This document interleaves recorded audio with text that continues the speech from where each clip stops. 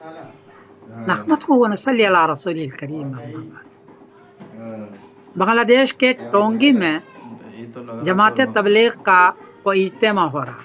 दूसरी जमात भी आ गई और आपस में ज़बरदस्त झगड़ा हो गया। तो लोगों ने पूछा है कि इसका हल क्या है।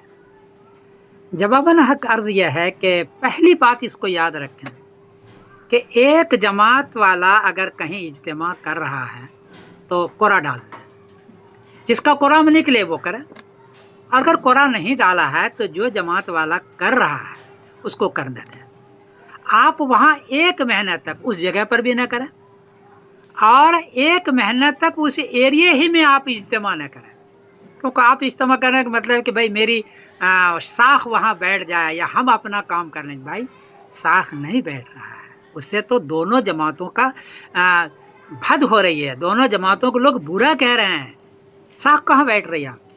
इसलिए पहली बात यह है कि जो जमात वाला कहीं काम कर रहा है, इज्तिमा कर रहा है, तो उस एरिया में या उस जगह पर 1 महीने तक आप इज्तिमा न करें। ये पहली भी मेरी राय, वरना इंतशार होगा, इख्तलाफ होगा, झगड़ा होगा।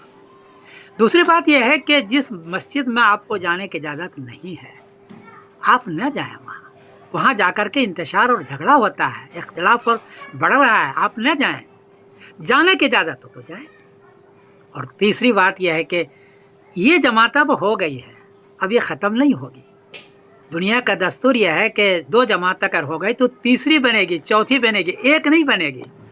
इसलिए एक दूसरे का आप एहतराम करें, ये इकराम मुस्लिम है। जमातों में इकराम मुस्लिम एक बड़ी चीज़ है। आप दूसरों के इकराम के साथ साथ अपने भाई का जो दूसरी जमात है उसका इकराम करें आप, इससे आपका बढ़ेगा, वरना आपका इंतशार होगा, लड़ाई होगा, झगड़ा होगा और दोनों जमातों को लोग बुरा कहेंगे। बुजुर्गों को चाहिए, दोनों के बुजुर्गों का के अपनी हिदायत में इसका जिक्र करें, बल्कि इसकी ताकीद करें। और चौथी बात यह है कि कोई बात अगर कहनी हो तो पहले देखें कि आयत है या हदीस है या कौल सहाबी है, कौल ताबी है, वो पहले तलाश करें। तलाश करके अपने बयानात में करें।